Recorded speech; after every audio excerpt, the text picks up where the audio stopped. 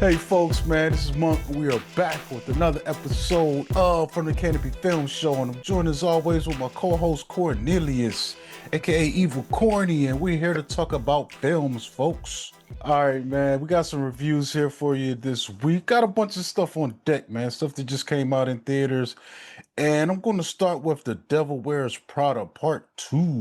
And this film is directed by David Frankel. And in this film, Miranda Priestley struggles against Emily Charlton, her former assistant turned rival executive, as they compete for advertising revenue amid declining print media while Miranda nears retirement.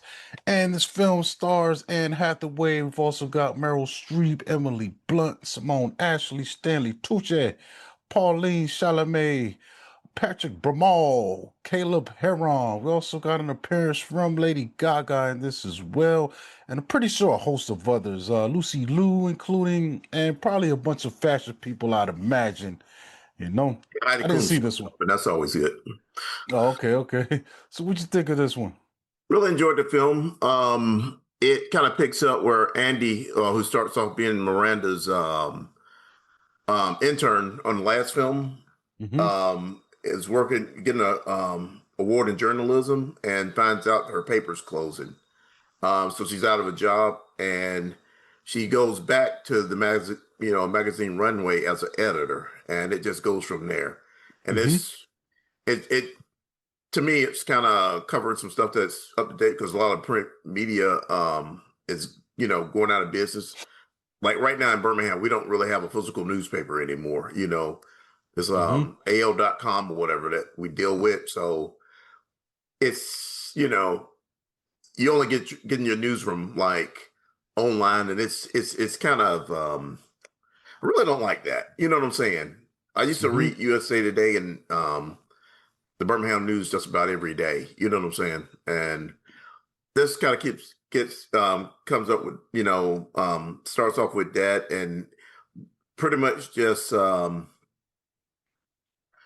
navigating that world of fashion, and somebody's about to buy the company after the owner passes. Mm-hmm. So it's some real interesting stuff. So I thought it was a good film. This might not be everybody's type film, but this is one of my favorites after seeing the first film. Mm-hmm.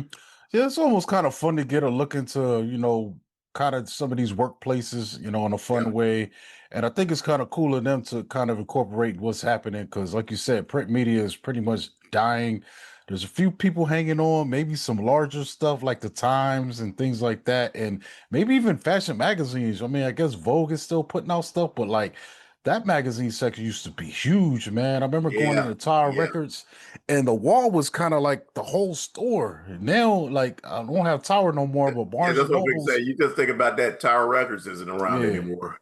yeah. But Like we now, had Sam Goody here, and mhm. yeah, And I went to Barnes and Nobles recently, and it's kind of a sizable magazine. You can still find stuff like Vogue and Elle and Fangoria even, but that section is way smaller than it yeah. used to be. They used to have some really obscure, magazines you can get. I remember I used to go there back in the day because I was into it and get graffiti magazines, and you can't even find those anymore in that shelf like that. So that's kind of really crazy, man. How things have shrunken so much since before the internet, I guess, and My, especially social media. yeah, my magazines back in the day. I think they still make Empire, but that magazine's how I always wanted to get like a subscription to it, just so I didn't, they had to go all the way to Barnes and Noble or Books a Million to get it. But like my magazines were Auto Trend. I just read about cars. That Car and Driver, Wizard magazine, um, like you said, Fangoria. They had a sci-fi magazine that was just sci-fi, right? Or that was I'm not sure if they're about their offshoots that they had. it was the same company that owned Fangoria. They had Hmm. a sci-fi mag that used to come out, Hmm. and then just every now and then you just see a cover of a book and just grab it and go home. Just read when you kind of be interested in something. Hmm. To me, it's the internet kind of improved a lot of things or made a lot of things better, but just me, when I read a book, I don't read online book or listen to audio tape. I like to really physically touch the book and everything. So I don't know. I guess Hmm. I'm old fashioned that way. Just like I still get physical DVDs and such. Hmm. Yeah, but I really enjoyed this film though, and it's like it says, what the times the stuff that's going on right now, Yeah, it's topical. in theaters now still if you want to check it out. Yeah. So the next one I'm going to talk about is a film called Tuner, and I saw this because it was a mystery film. I didn't know it was playing.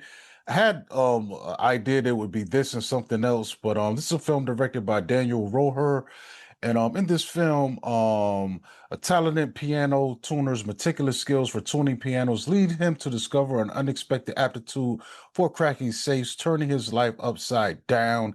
And this guy, I've never seen him before. Stars Leo Woodall as our tuner. We've also got Dustin Hoffman. We got Harana Rose Liu, who plays his girlfriend in this, or romantic interest. We've also got Leo Raz, who plays this guy that employs him with the safe cracking. We've also got John Reno and Tova Feldouche in this as well. A pretty small cast, but I was actually surprised by this, man. It's a pretty good crime thriller.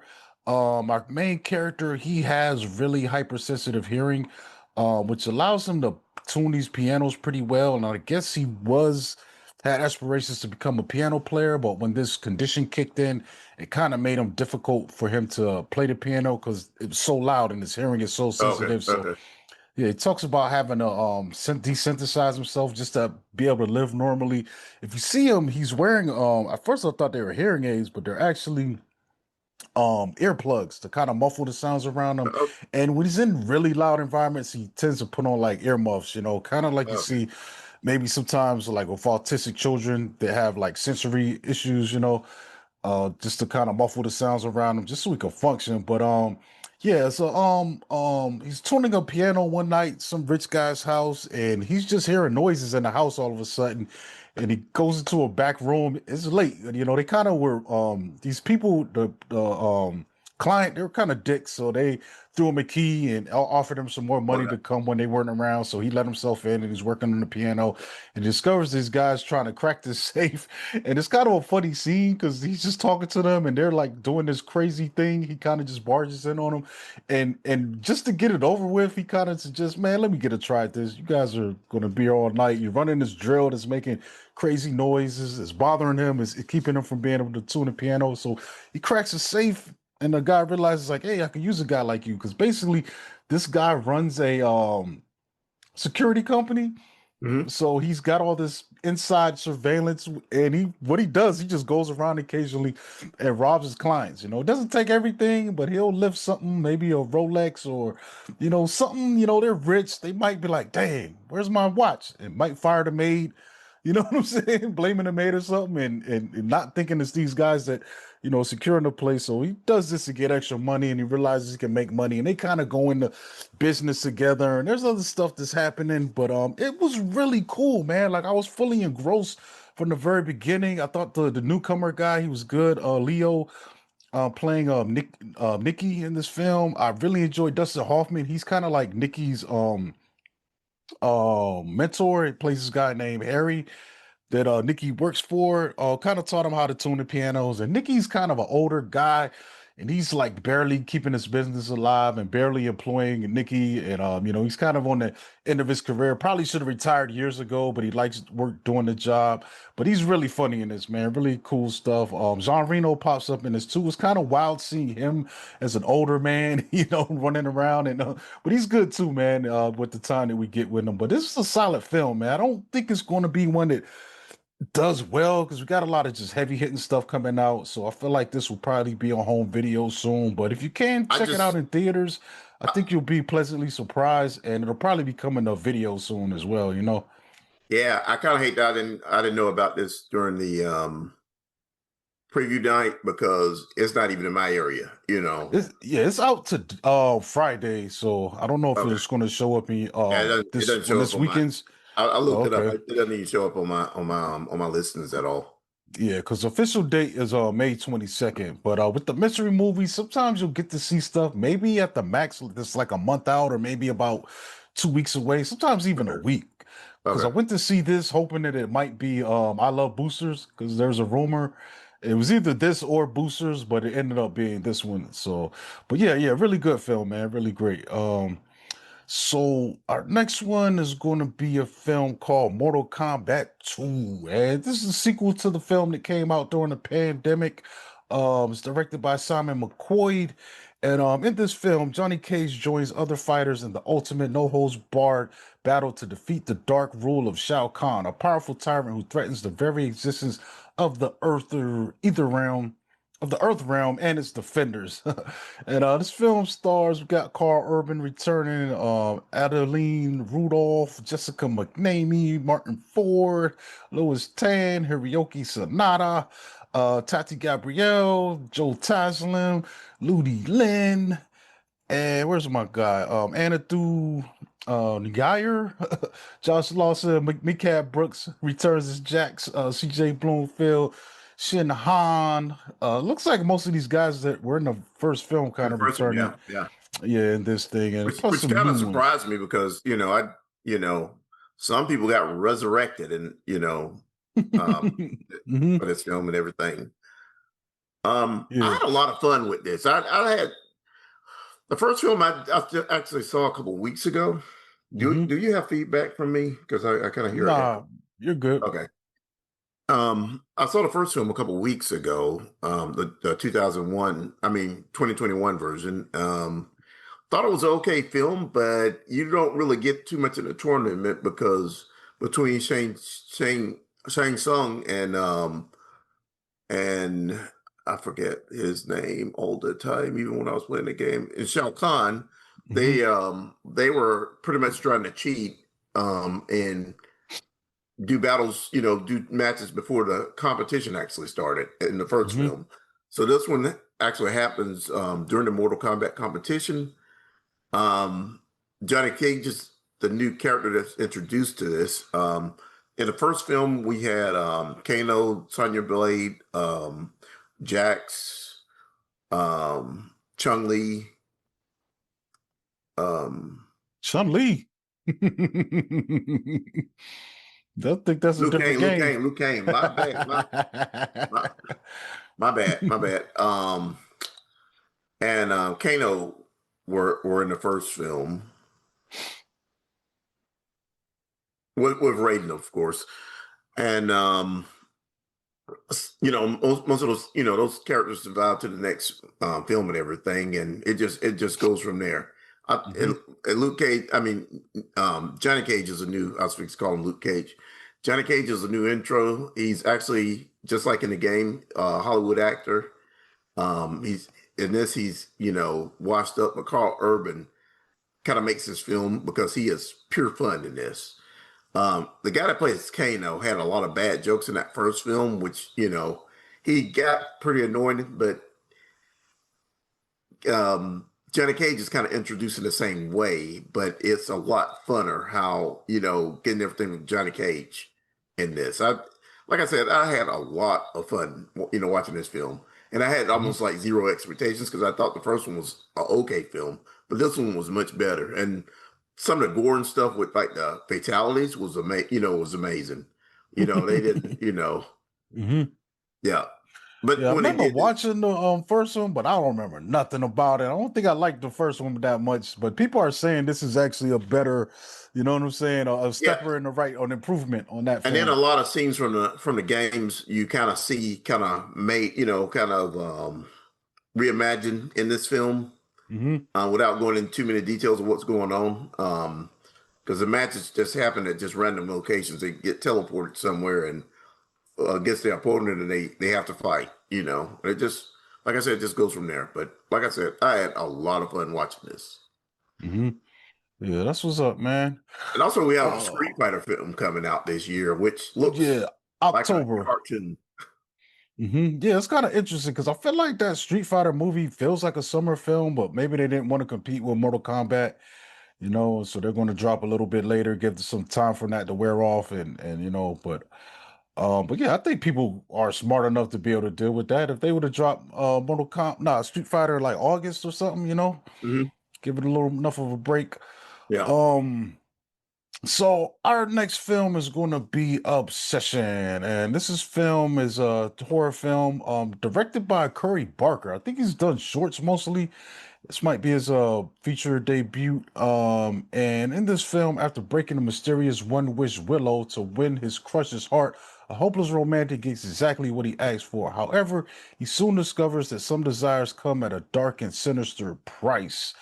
And this film, we've got Indy Navarrete. We've also got Michael Johnson, Megan Lawless, Cooper Tomlinson, Andy Richter, Chloe Breen, Haley Fitzgerald, Darren Tunder, and who else is in this? Malcolm Kellner, Anthony Pavone, and Anthony Casabianca in this film. And what you think about this one? Man, this might be one of the best experiences I had in the theater this year. This film, it's somewhat believable because the main character Bear is real shy, has like a friend that he's into, and just makes the wish. He's doesn't really know how to just ask the girl out, Nikki out, but he made the whole situation with that is awkward. But I just what's more awkward to me is they're already kind of friends, so he's already in the door. He's already somewhat close to her, and just had to ask her out. So instead of It's him kind of it's crazy because I'm just telling people in a one film thing. group, huh? She lays it in his lap. And there's one Yeah, point where she asks him, "Do you like me?" And that's the perfect chance, no pressure. All he had to do was say yes, and that would the end of the movie right there. yeah, But yeah, for yeah. some reason, he just cannot even admit that. I don't know what's going on with this guy, but it's kind of strange. So yeah, go. He goes the route of this wish that he really it's a novelty thing too. He doesn't even think it's gonna happen. It's just something he's just throwing into the universe. Yeah, and Yeah. it's like something out of the Twilight Zone. This shit gets real, and she is in love with him, Mhm. and it's real awkward to him then because she doesn't let up. Yeah. Nikki, the girl that plays Nikki, Indy Navarrete, Hmm. Hmm. Navarrete or whatever. Yeah. Yeah, I think they're I all would new be. people because I think even our guy Bear, he's a new guy, and I think Yeah, she's new. I really don't. I'd have to dig I've never in seen to them in. find I anything haven't, with I them. haven't seen them Yeah. in anything, Hmm. but I can already see her getting some kind of nomination, like a supporting character nomination, because she Hmm. has some mood swings out of this world.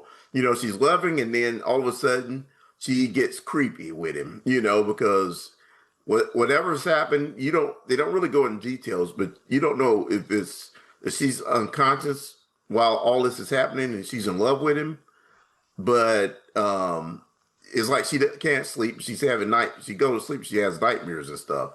But then Hmm. all of a sudden, like one scene, like they're in, they're asleep, and he wakes up in the middle of the night, and he doesn't see her in the bed, but you find out she's across the room staring at him. Hmm. And to me, that is one of the most creepiest things that I can kind of imagine. Just somebody standing in your room. Yeah, it's definitely an obsession.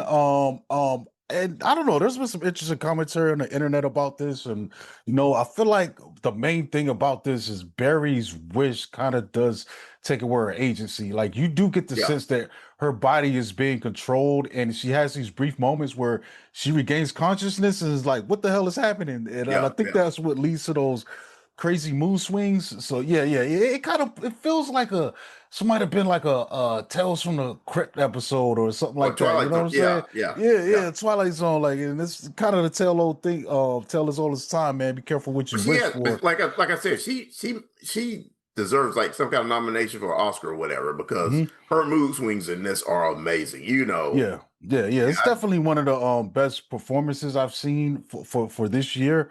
overall, because like, yeah, she's going places. You know what I'm saying? It's going to get recognized, and she'll probably get a lot more work off of this. You know what I'm saying? I'm curious though to see the range, because like I think part of what elevates this thing and helps it stand out, besides her performance, was the writing too, to Yeah, put these scenarios together. Because that is one thing I did like about watching this.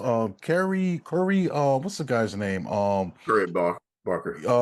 Yeah, Curry Barker. So it's really interesting. Like I like how this thing looked. The cinematography was great. The tone and atmosphere that he said, it's kind of like a dreamy kind of experience. Yeah, Like it's not full on reality, even though some of these situations are realistic, but it's kind of got like that little haze, as you're watching this around the it got picture that, you it know. kind of put me in it kind of put me in the mind of It Follows in a way, Hmm. because you really, when looking at some of the stuff in it, you can't really tell what year this is happening in, but they have cell Hmm. phones, and Yeah, yeah, and it's almost like you're watching someone else retelling the story. Just has yeah. that like that little bit of filter going through. But yeah, man, like he's good because there's moments where I kind of know what's about to happen, but he's really good at spinning that on the head. You know something's coming, but what's it going to be? You know what I'm saying? Yeah, And that yeah. really piqued my interest, man. Like I'm looking at this thing. I think he's already got another film already finished that he's got coming out next. I think he's already done filming it, so I'm probably going to be seated anytime I see this guy's name on something in the future. But I do think got a little bit of critique. I mean, like I really like this thing a lot. I'm not in love with it like a lot of people are, because I do think it is a spin on something that I've seen before. But what he's managed to infuse into it on top of Indy Navarrette's performance, this is a really A really strong good film. outing Yeah, for this yeah, guy, bro. Like, yeah. like it's crazy, and it Yeah. probably runs a little bit too long for me because some of these beats are kind of like it got to tread water a little bit in the middle. It's like some of this stuff is these setups are repeating a little bit, but other than that, But honestly, then, man, this but thing was a breath of fresh air, bro. but then, Like, but then, what happens in this too is it's a little bit more drama that happens instead of pure horror. You know what I'm mhm. saying? Yeah, It's yeah, yeah. it's because of the friend group and all that. I Hmm. really think Yeah, the it's a nature of better film than I thought the it was going to be. Huh? yeah, the nature of the encounters and stuff. Yeah, There's yeah, yeah. some wild stuff in here, man. Like I said, there's things without really getting spoilery. Like there's a part where the buddy tells him, "Guys' night out," and you know that somehow she's going to end up at this boys' night out. And the way it happens, you're just like, whoa, like it's one of these films. It's like what's about to happen. Like I said, but the way he mixes it and puts his own spin on it is great because he's also a writer of this film too, man. Not only Yeah, directed yeah. it, but he wrote this story. So yeah, He man, also, like if you it's look on, crazy. if everybody looked on YouTube, he has a film called Milk and Cereal, Hmm. and it's actually the whole film is actually on YouTube. Hmm. Kind of made on the cheap, but it is a good film. That's the crazy thing, man. This thing was also made on the cheap, dude. I Yeah. think this thing they said about 750,000 to $1 million budget, and this thing is already. I think it's let me see, what do I got on here? If I got a number, it's already like overperforming, man. Like, and Yeah, it's a yeah. Blumhouse, so that's kind of big. Blumhouse meaning at least it's going to get a wide release, Release. you Yeah. know. But yeah, man, that's a really good lick, man. If you can come out the gate and you're already making some noise in that regard, man. So that's really cool, man. Yeah, let me look at this total right now. Yeah, worldwide now is at $31 million on a Oh, okay. $1 million Yeah, budget. that's Hmm. that's good. That was really Yeah, good. yeah, and I think it might have been one of the biggest ones. I don't know if it was number one this past weekend. Let me Michael was see. number one Oh yeah, this past Michael. weekend. Yeah. Yeah, Michael's a monster, yo. So yeah, and I think the Devil's made Prada might have got it as well. But yeah, but it was significant, man. It was a big showing for this film, man. Um, yeah, yeah. I would definitely check it out while it's in theaters, man. Go check this out because, like I said, this thing looks really good on the big screen, man. Yo, I don't know, man. You're gonna have your mind blown a little bit, But you I know. don't know if you noticed, Corey, it's a lot of horror films been released this year. You know what I'm Hmm. saying? We got Obsession, like this coming week we have The Passenger, and then Yeah, I think it's I'm gonna also see something else that Passenger. came. Huh? I think I'm gonna definitely check out Passengers. I would take. That looks crazy. That trailer keeps getting me every time. I love it because I've seen it so many times, so I love the reaction that it gets from the crowd because I know what's about to happen. And like that one scene where they're driving, In the and all car. of a sudden Yeah, the yeah, guy's next yeah. to her, and I just wait to see everybody like, I would take it. yeah, I'm actually going to see Friday. I'm actually seeing Star Wars and with my hmm nephew, and I yeah, know he won't be in a horror film. And hmm I'm going this coming Monday. I'm seeing this like Passengers at 10 o'clock in the morning. yeah. Grogu's gonna probably eat a lot, get a lot of bread this Yeah, yeah. weekend. Probably be number one. So my next one is going to be a film called Is God Is, and this is directed by Alicia Harris, based on a play that she also wrote. And in this film, two sisters embark on an epic quest for revenge, confronting a charged family history that pushes them to extraordinary lengths. This film stars Kara Young, Sterling K. Brown, Vivica Fox, Janelle Monáe, Mallory Johnson. We've also got Josiah Cross, Erica Alexander, McKelty Williamson, Xavier Mills, and I think there might be one more, Justin Ross. And these are going to be our main characters. So in this film, you got two twin sisters. I guess they're probably more fraternal twins, and when they were very young, I guess the mom was a bit estranged from the father. Had an estraining order and all this stuff. Played by Sterling K. Brown. So one day he shows up at the house, breaking the restraining order, assaults the mom, and pretty much throws her in a bathtub and sets her on fire in front of the girls. In an attempt to stop their mother from burning, they actually also get burn injuries. One of them gets them really bad, more so than the other one. Like the other one, her face is pretty much and looks like her most of her body's untouched, but her arm got really, jacked up. But so later on, these girls are older and they get a message from their mom who they haven't really heard from since this incident. I guess she sent them away. She didn't want them to see her, how messed up she was. And I guess she was raised in a foster care. They were raised in a foster care system.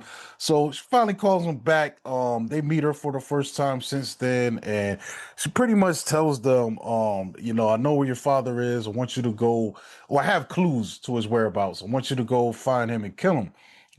And it's kind of a wild setup, but this film does have, it definitely feels like an exploitation era film. Get notions of kind of Kill Bill as well with the nature of Sterling K. Brown's character. But I really had a good time watching this, man. I've seen Okay. it twice since it came out, and first time I saw it, it was like a Thursday preview. So then I went the next day with a bigger crowd, just to get a bigger reaction. But man, I was blown away by this dude. It's crazy. It feels a little bit hyper realistic, but I think that those exploitation vibes, they're right up my alley. You know what I'm saying? It feels like something that was made from that era, but it's also like a road trip because they kind of go driving through the South to get to their father. And apparently he started over. He's got a new family. They're loaded. You know what I'm saying? Apparently he treats them great, in Huh. comparison, so but along the way it kind of has those kind of like the hero's journey kind of thing. They got to make certain stops along the way. They run into different characters. I love McKelty, aka Bubba Gump. He's awesome in this. He kind of he was the father's lawyer, and the father even did him wrong, man. But that's a really funny encounter along the way. One of the sisters is really gun ho about this, man. And but I think one of the biggest things that this thing brings up is just the sisters relationship, man. It's so really well written, man. You see how they come to support each other. One is more vocal and more standoffish and sticking up for the other one who's really horribly disfigured, man. Most people are calling her ugly. They can't look at her, or they've been picked on. So she really steps up forward. Shout out to the makeup effects in this, man, because like it's crazy to have this kind of level of disfigurement and have this so much expression with these characters, Okay. man. And after a while, you're looking at her, and it's not. You see the humanity in this character, man. You know what I'm saying? It's, even when you first see her, it's not something where it's like I'm repulsed, or turn off by this. And it's kind of crazy too because when we see Vivica Fox meeting them, she's to the 10th degree, man. There's some interesting artistic flourishes too that Alicia's done with this, like when the mother kind of reveals her wounds to the daughters. Like you don't see anything, man, but it's some crazy hyper realism. Like all of the he lifts the blanket up, and all of a sudden smoke just comes up, and you get Really? heat Still waves. after all that? Yeah, but she's not burning. I guess it's just more symbolic. And every time, the second time I saw that scene, it hit me. I was like, yo, this is a really great choice right here. And it kind of, with the music hitting, you kind of see the one sister's rage getting amped up. The other sister's just like, starts bawling. Like she can't even it's really well done, man. And Sterling K. Brown, bro, crazy, man. By the time we get to him, he kills it, bro. Like I think he might have been a better build than the David Carradine's Oh, build, okay, just in the sense okay. because it's Sterling K. Brown, and we're used to seeing him playing the nice guy, the heroic guy, supportive guy. But to see him turn heel and dude, man, this dude is crazy. Probably going to be one of the most memorable film villains. You know what I'm saying? Coming out of this year, man. Maybe even the next few years, man. It's going to be talked about for a while. Like it didn't had an opening. I would have wanted it to have. I think it did about 2 million, but it's still kind of lingering in some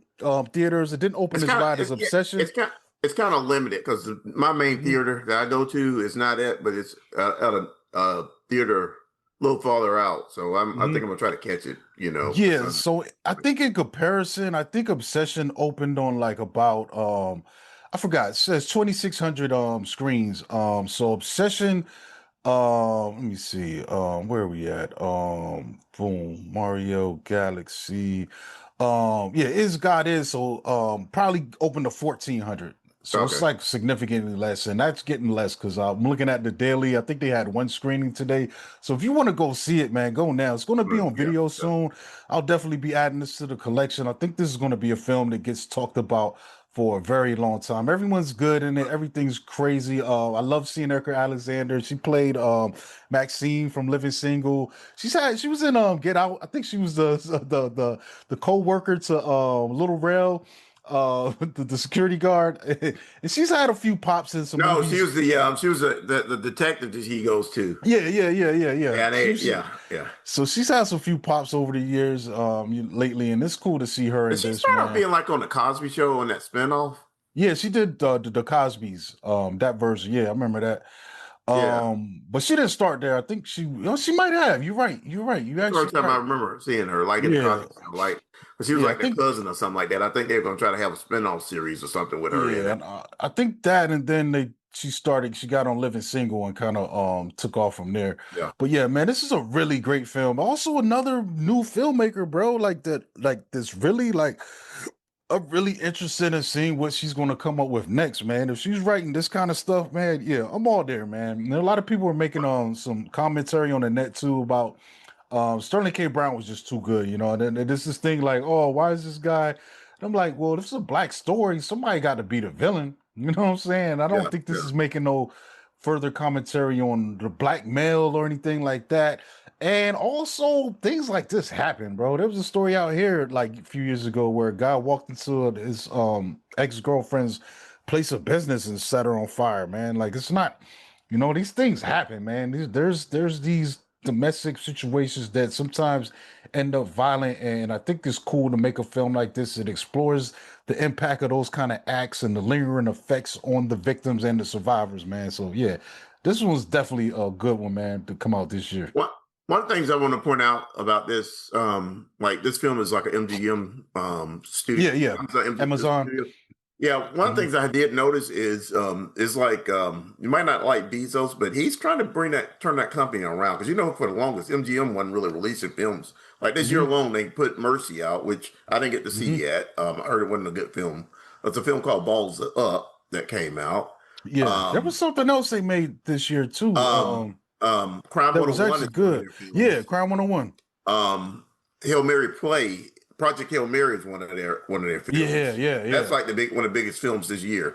I've Sheep Detective. also, yeah, I wonder, I might go back for Sheep Detectives because I'm hearing really good stuff about I've, that. I've been hearing good things about that, but I'm just really, and then And I think, Masters of the yeah. Universe is another like MGM Hmm. film that's going to be released this year, and Hmm. it's got is well over the last year.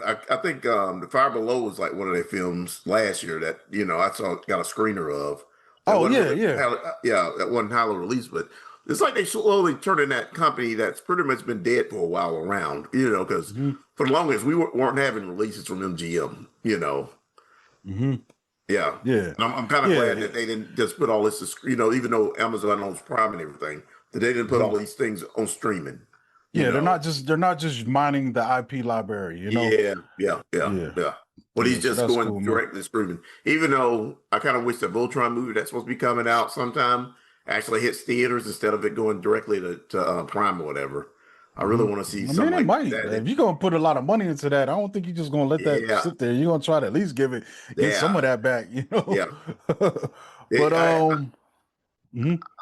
it doesn't have a release date yet, so I'm wondering if they're kind of just testing what people think about it, or if we ever get a trailer for it, what the reaction going to be for it. But something like that, like Voltron, you want to see in the theater, I Hmm. would think.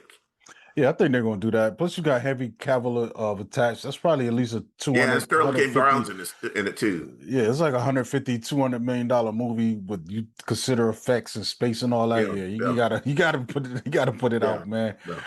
But yeah, I think that's it, folks, man. We're gonna wrap this up. Make sure you go see some movies. It's a good time. There's a lot of stuff out. We're gonna be back soon. Catch us at Class of Cinematics on YouTube. Tell your friends about us.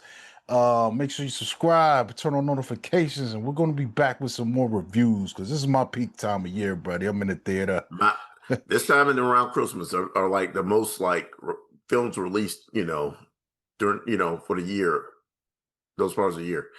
One of the things I want to talk about before I sign out is I got my Speed Racer and Steelbook 4K out, in the middle of the day. Hmm. This movie is amazing. I suggest anybody that hadn't seen it, either buy it or rent it. And Hmm. they released. I didn't get around to see it in the theaters when they had to re-release in IMAX, but It was a great time, bro. That theater was yeah, packed. the first run, several years ago, I actually saw it in theaters, and I loved every moment of it. But I'm Cornelius Bros. You can find me on Facebook, Cornelius Bros, on Instagram, Cornelius Bros, and on TikTok, where I just watch videos. That Cornelius 1976. All right, folks, we out of here. Peace.